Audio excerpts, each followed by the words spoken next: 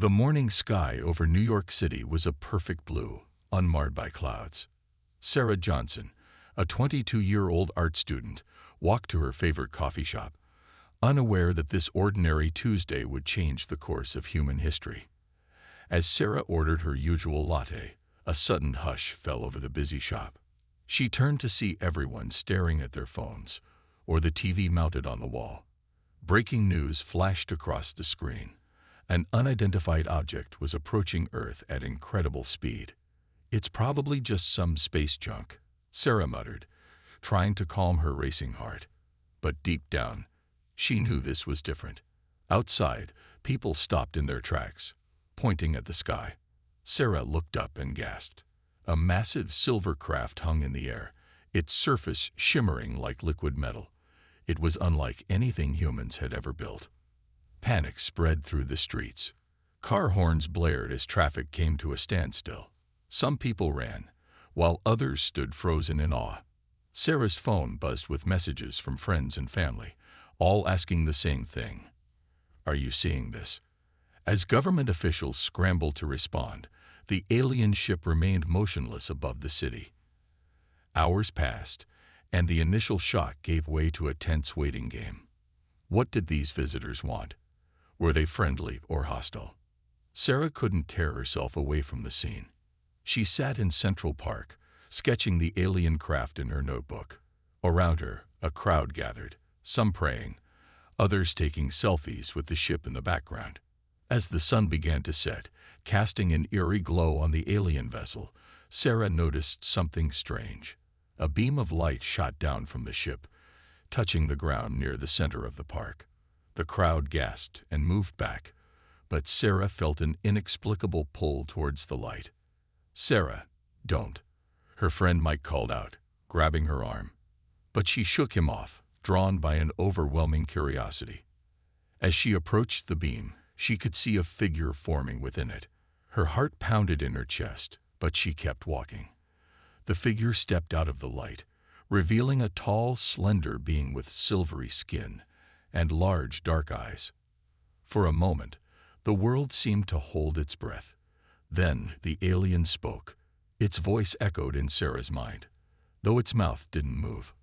"We come in peace," it said, the words somehow understood by everyone present. Sarah found herself responding, her voice shaky but clear. "Welcome to Earth. I'm Sarah."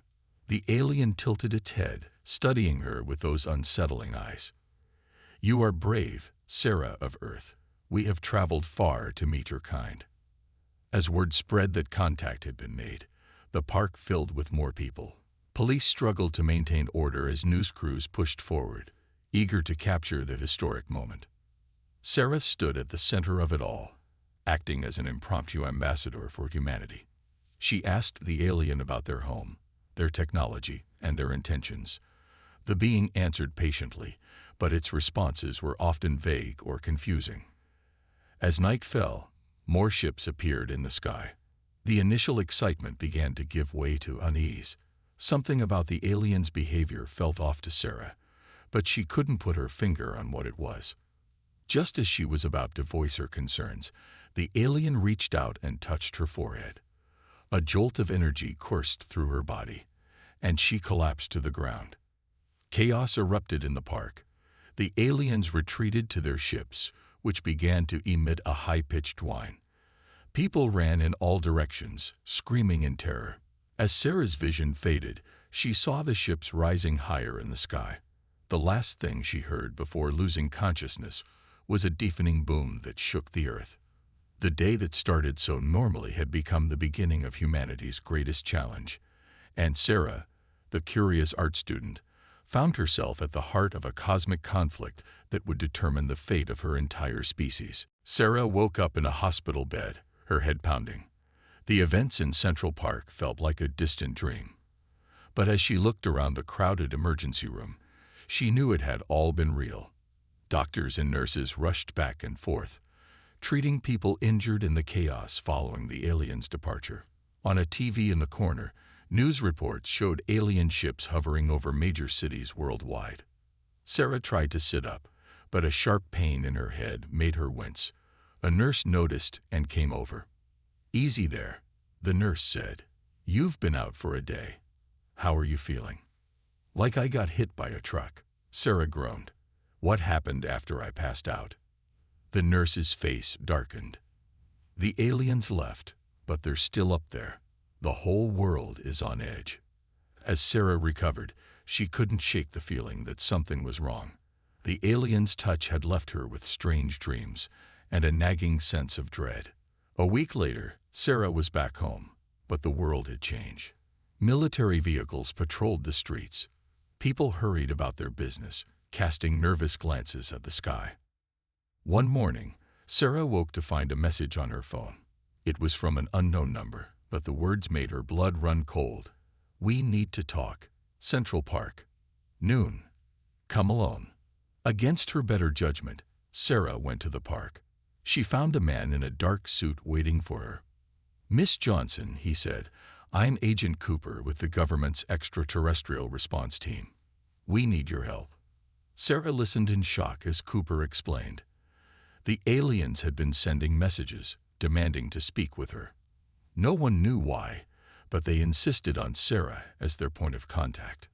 "It's too dangerous," Sarah protested, but Cooper's grim expression told her she had no choice. That evening, Sarah stood in a military base, surrounded by soldiers and scientists. A large screen crackled to life, showing the alien she had met in the park. "Sarah of Earth," the alien's voice resonated in her mind. "We have studied your kind. You will serve as our bridge." Before Sarah could respond, a blinding light filled the room. When it faded, she found herself aboard the alien ship. The interior was a maze of pulsing lights and strange machinery. Sarah's heart raced as she was led through winding corridors. Finally, she entered a vast chamber. Hundreds of aliens turned to stare at her with their large, dark eyes. At the center stood a being taller than the rest, clearly their leader. "Welcome, Sarah," the leader spoke in her mind. "We have chosen you for a great purpose." But as the alien reached out to touch her, Sarah felt a surge of terror. She realized too late that the great purpose was not what she had imagined. Pain seared through her body. She screamed, but no sound came out. Images flashed in her mind.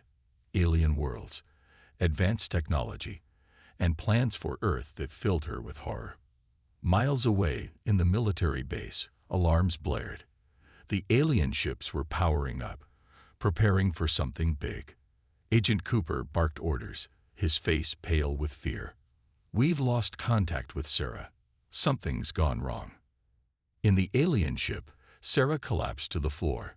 The leader loomed over her, its expression unreadable. "We apologize, Sarah of Earth," it said. "Your sacrifice will not be in vain." With her last ounce of strength, Sarah reached for a nearby console. She didn't understand the alien technology, but somehow she knew what she had to do. As her consciousness faded, Sarah activated the ship's communication system.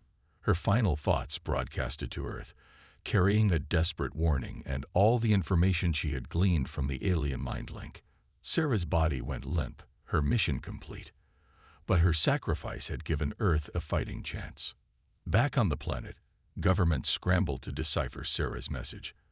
As they began to understand the true nature of the alien threat, a grim determination settled over humanity's leaders. The aliens had made a fatal mistake. They had underestimated the human spirit. And in killing Sarah, they had created a martyr who would rally Earth to fight back with everything it had. The world mourned Sarah Johnson. Her face was on every screen, her final message replayed countless times. She had become a symbol of human courage in the face of alien aggression.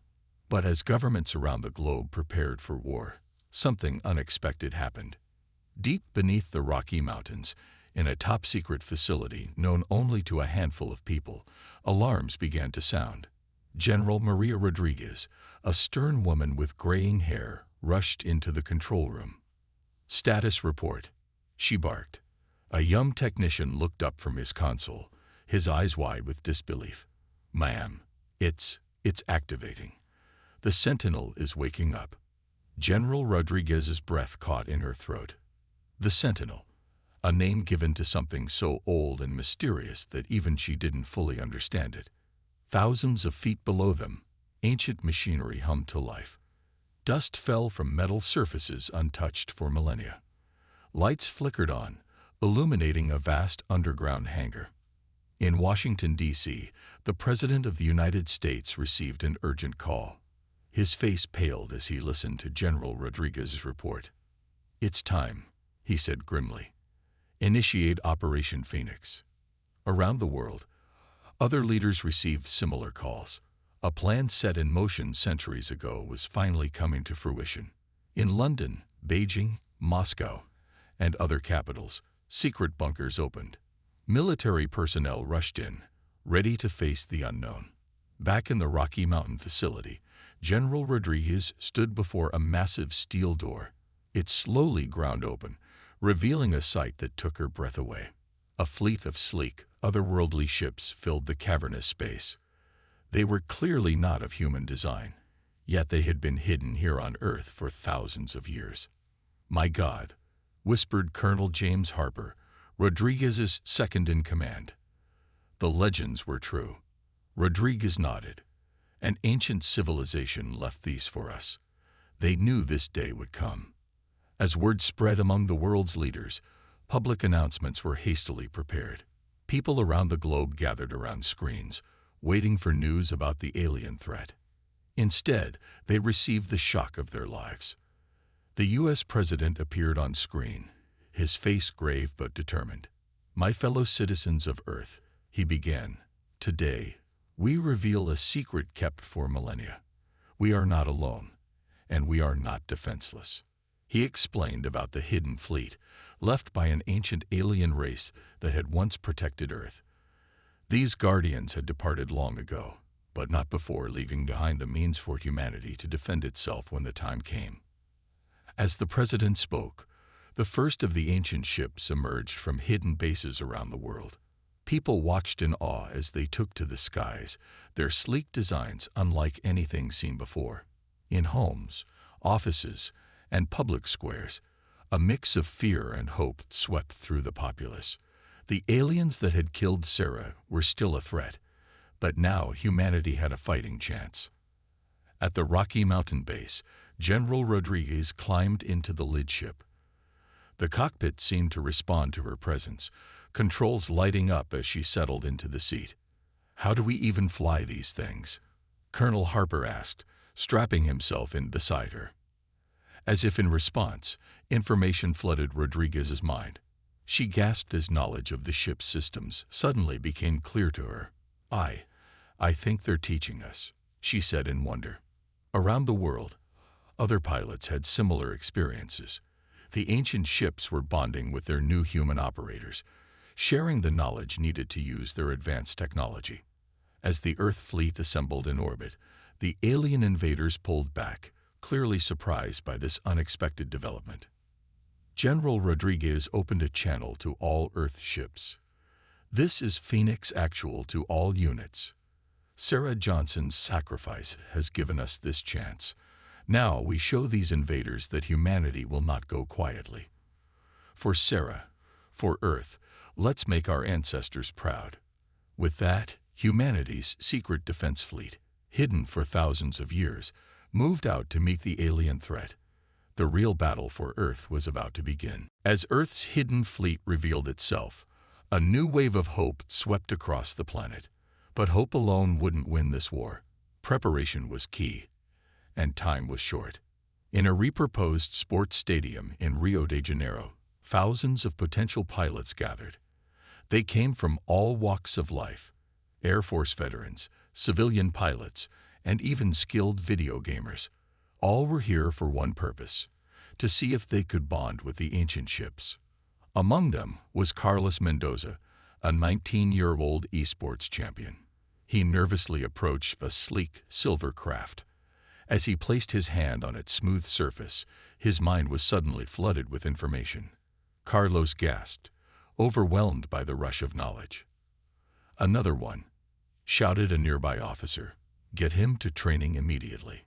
Similar scenes played out in centers around the world. Not everyone could connect with the ships, but those who did found themselves rapidly learning advanced alien technology. Meanwhile, in Washington, D.C., Sarah Johnson's parents, John and Maria, were escorted into a high-security briefing room. General Rodriguez was waiting for them. "Mr. and Mrs. Johnson," she said solemnly, "your daughter's sacrifice saved us all. Now we need your help to finish what she started." John, his eyes red from grieving, spoke up. "What can we possibly do?" Rodriguez explained that Sarah's final message contained crucial information about the aliens' weaknesses. The Johnsons, who knew their daughter better than anyone, might be able to decode parts of the message that the military's best analysts couldn't understand. As the Johnsons pored over transcripts and recordings, scientists and engineers worldwide worked tirelessly to integrate Earth's existing technology with the ancient fleet. In a lab in Tokyo, Dr. Yuki Tanaka made a breakthrough. She found a way to enhance the fleet's shields using principles from Sarah's message. "This could give us the edge we need," she announced to her cheering team. Back at the Rocky Mountain base, General Rodriguez oversaw the formation of the first combat units. The newly bonded pilots were grouped into squadrons, each assigned to a specific role in the coming battle. Carlos, who had shown exceptional aptitude, was made a squad leader. As he led his team through combat simulations, he couldn't help but think of Sarah. Her story had inspired him to volunteer, and now he was determined to make her sacrifice count. Around the world, civilians did their part too. Factories were retooled to produce needed supplies. Hackers worked to bolster Earth's cyber defenses. Everyone, everywhere, prepared for the fight of their lives. But the aliens weren't idle. Their ships probed Earth's defenses, testing for weaknesses. Each skirmish provided valuable combat experience for Earth's pilots, but also revealed how much they still had to learn. In orbit, Colonel Harper commanded a space station that served as Earth's early warning system. He watched with growing concern as the alien fleet regrouped. "They're planning something big," he reported to General Rodriguez. "We need to be ready." As the day of the expected alien attack drew near, General Rodriguez called for a global address. Her face appeared on screens worldwide. As she spoke, "People of Earth, the hour of our greatest challenge is at hand. The enemy we face is powerful, but they underestimate the strength of the human spirit. We have the technology of our ancient guardians, the knowledge given to us by Sarah Johnson's sacrifice, and the unbreakable will of every person on this planet." She paused, her eyes fierce with determination. "Together, we will show these invaders that Earth will not fall. We will fight for our home, for our future, and for every life on this beautiful planet. Tomorrow, we take the fight to them. Tomorrow, we make our stand." Cheers erupted in streets, homes, and military bases around the world. In the ancient ships, pilots ran final checks. In labs and command centers, last-minute preparations were made. As night fell, a tense calm settled over the planet. In homes everywhere, people held their loved ones close, knowing that tomorrow would determine the fate of humanity. Earth was as ready as it could be. The greatest battle in human history was about to begin. The dawn broke over a silent Earth. In homes across the planet, families huddled around screens, waiting for news. In the ancient ships, pilots sat ready, their hearts pounding with a mix of fear and determination. General Rodriguez stood in the command center, her eyes fixed on the large display showing Earth's defenses and the approaching alien fleet. "It's time," she said quietly. "Launch Operation Thunderbolt." Across the globe, hangar doors opened. The sleek ships of Earth's hidden fleet rose into the sky, their engines humming with otherworldly power. In Rio, Carlos Mendoza led his squadron up through the atmosphere, his hand steady on the controls despite his nerves. As Earth's fleet assembled in orbit, the alien armada approached. Their ships were massive, dwarfing even the largest of Earth's vessels. For a moment, everything was still. Then, without warning, the battle began. The alien fleet fired first, a barrage of energy weapons lighting up space. Earth's ships scattered, their pilots putting their training to the test as they dodged and weaved through the assault. "Evasive maneuvers," shouted Colonel Harper from the space station. "Counterattack pattern Alpha." Earth's ships responded, unleashing a coordinated attack. Beams of light and volleys of missiles streaked across the void, smashing into alien shields. In Washington, the Johnsons watched the battle unfold on tactical displays. Maria gripped her husband's hand tightly. "Come on," she whispered. "Make our Sarah proud." The first alien ship exploded in a brilliant flash, destroyed by a precise hit from Carlos's squadron. A cheer went up in the command center, but General Rodriguez remained focused. "Press the advantage," she ordered. "Don't let up." Dr. Tanaka's shield enhancements proved their worth as Earth's ships weathered the alien onslaught. In her lab in Tokyo, she worked feverishly with her team, feeding real-time data to the fleet to further improve their defenses. The battle raged for hours. Earth's smaller, more agile ships darted between the lumbering alien vessels, striking hard and fast before retreating. It was a dangerous dance, and not without cost. Several Earth ships were lost, each one a painful blow to the defenders. Carlos gritted his teeth as he saw a friend's ship explode. "This is for you, Miguel," he muttered, diving his craft towards a weak point in an alien destroyer. His shots found their mark, and another enemy ship burst into flames.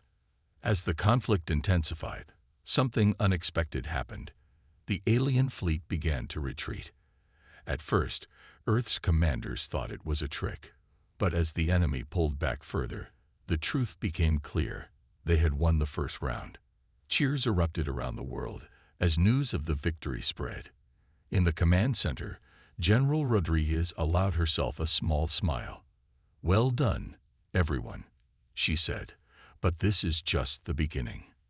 As Earth's fleet regrouped, the extent of their victory became clear. They had destroyed a significant portion of the alien force, while suffering fewer losses than expected. It was a promising start, but the war was far from over. In the aftermath, Carlos landed his ship, his hands shaking from adrenaline. As he climbed out, he was met with applause from ground crews and fellow pilots. For the first time since the invasion began, he felt real hope. Back in Washington, John Johnson turned to his wife, tears in his eyes. "Sarah would be proud," he said. "Her sacrifice wasn't in vain." General Rodriguez addressed the world once again, her face tired but determined. "People of Earth, we have won our first battle. We have shown these invaders that we will not go quietly. But the war continues. We must remain vigilant, ready to defend our home at a moment's notice." As night fell, the people of Earth celebrated their victory, but preparations for the next battle were already underway. In labs and hangars, ships were repaired and improved. In command centers, new strategies were developed. The aliens had underestimated humanity. They had not expected such fierce resistance, but everyone knew they would be back, and next time, they would be prepared. As he looked up at the stars, Carlos made a silent promise. "We'll keep fighting, Sarah," he whispered. "For you and for Earth, we won't let you down." The first strike had been a success, but the war for Earth's survival had only just begun. Weeks passed after Earth's first victory. The initial euphoria faded, replaced by a grim determination. Everyone knew the aliens would return, stronger and more prepared. They were right. The alarm blared through the Rocky Mountain base. General Rodriguez rushed to the command center, her face set in a hard line. "Report," she barked. Colonel Harper's hologram flickered to life. "Massive alien fleet incoming, General. At least 3 times the size of the first wave." Rodriguez took a deep breath. "Alert all commands. This is it, people. The real war starts now." Across the globe, Earth's defenders scrambled to their posts. In Rio, Carlos Mendoza led his squadron to their ships, his heart racing, but his voice steady as he gave orders. Dr. Tanaka in Tokyo activated new defense systems she'd been developing.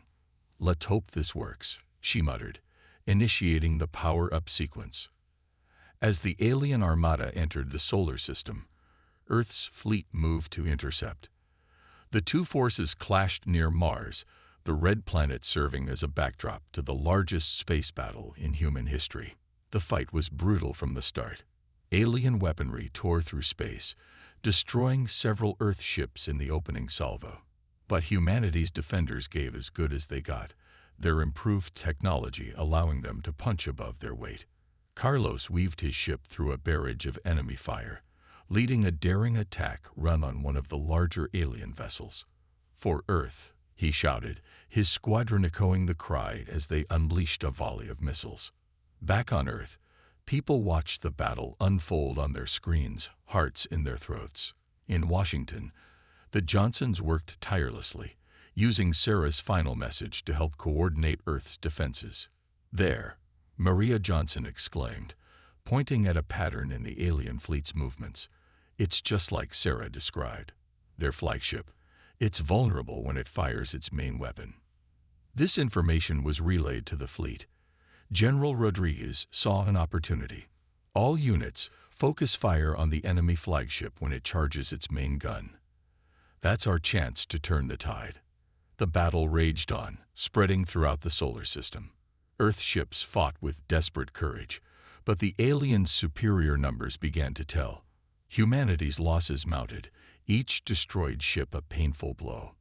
Yet they refused to give up. Carlos, his squadron reduced to half its original size, led a charge against an alien destroyer. "Remember Sarah," he cried, his words inspiring those around him to fight even harder. Just when it seemed Earth might be overwhelmed, the alien flagship began to power up its main weapon. "This is it," Rodriguez shouted. "All units, attack pattern Omega."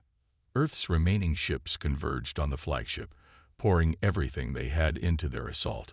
For a moment, it seemed futile, the massive alien ship shrugging off their attacks. Then, a miracle. A shot from Carlos's ship found a weak spot, causing a chain reaction. The alien flagship erupted in a massive explosion, the shockwave rippling through space. A cheer went up from Earth's forces, but the fight wasn't over. The loss of their flagship threw the alien fleet into disarray, but they fought on with renewed fury. The battle continued for hours, both sides taking heavy losses. Earth's defenders, inspired by their earlier success, fought with everything they had. Slowly, gradually, they began to gain the upper hand. As the conflict reached its peak, something unexpected happened. A new fleet appeared at the edge of the solar system, but these ships were neither human nor of the invading aliens. All combatants paused, uncertain in the face of this new development. A message, broadcast on all frequencies in perfect English, echoed through space. "People of Earth, valiant defenders of your home. We are the Guardians, those who left you the means to protect yourselves. We have returned to judge if you are worthy of joining us among the stars." On Earth and in space, humans held their breath. The galactic battle had taken an unexpected turn, and the fate of humanity now hung in the balance. General Rodriguez straightened her uniform, ready to face humanity's next challenge. "Well," she said, a hint of a smile on her tired face, "let's show them what Earth is made of." The war wasn't over. In fact, it seemed a new chapter was just beginning. The arrival of the Guardians changed everything. Their massive ships dwarfed both Earth's fleet and the alien invaders. For a moment, the entire solar system seemed to hold its breath. General Rodriguez, her uniform battle-worn, stepped forward to address the newcomers. "I am General Maria Rodriguez of Earth. We welcome you and thank you for the gift you left us." A bright light appeared, and a figure materialized on the bridge of Earth's flagship. The Guardian was tall, with shimmering skin and eyes that seemed to hold the wisdom of ages. "We have watched your battle with great interest," the Guardian said, its voice resonating in everyone's minds. "You have shown great courage, but the true test is yet to come." Before anyone could respond, the Guardian raised its hand. In an instant, all weapons, both Earth's and the invaders', stopped working. "Now," the Guardian announced, We will see how you handle peace. On the main view screen, a new image appeared. It showed the homeworld of the invading aliens, a dying planet, its resources depleted, its people desperate. They came not just to conquer, but to survive, the Guardian explained. Will you destroy them or find another way?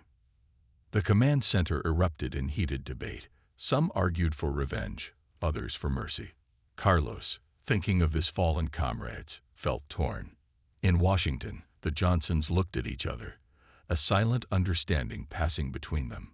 John spoke up, his voice carrying to all ships through the Guardian's power. Sarah wouldn't want more death, he said. She gave her life trying to understand them. We should honor that. His words struck a chord. General Rodriguez nodded, then turned to the Guardian. We choose peace, she said firmly. But how can we help them without endangering ourselves? The Guardian smiled, a sight both beautiful and terrifying. That is the right question. Now let us find the answer together. What followed was unlike anything in human history. Representatives from Earth, the invading aliens, and the Guardians gathered on a neutral space station. Carlos found himself there, alongside Dr. Tanaka, the Johnsons, and other key figures from the war. The negotiations were difficult. Centuries of mistrust and the recent brutal war made every step a challenge. But slowly, progress was made. Dr. Tanaka proposed using Earth's renewed ecosystem techniques to help restore the aliens' homeworld. In return, the aliens would share their advanced technology. Carlos, drawing on his experience as a pilot, suggested a joint space exploration program. We can discover new worlds together, he said, instead of fighting over the ones we have. Days turned into weeks. There were setbacks and heated arguments, but also moments of understanding and even friendship. Finally, a treaty was reached. Earth would help the aliens restore their world, and in return, receive help in advancing their technology. Both species would work together to explore the galaxy under the watchful eyes of the Guardians. As the treaty was signed, the Guardian leader addressed them all. You have passed the test, it said, not just of courage in battle, but of wisdom in peace. You are ready to join the galactic community. The news spread across Earth, met with celebration and relief. The war was over, and a new era of exploration and cooperation was beginning. In a quiet moment amidst the festivities, Carlos found himself standing with the Johnsons, looking out at the stars. I wish Sarah could see this, Maria said softly. She can, Carlos replied, pointing to a bright star. We're naming that one after her. The Sarah Johnson Star will be the first destination of our joint exploration mission. John smiled, tears in his eyes. She would have loved that. As they stood there, watching the first ships of the combined Earth-alien fleet prepare for their mission, they knew that the future held challenges. But they also knew that together, they could face anything the galaxy might throw at them. The girl who had bravely approached the aliens, whose sacrifice had saved humanity, would never be forgotten. Sarah's legacy would live on in the stars, a beacon of hope for generations to come. And so, Earth's greatest adventure was just beginning.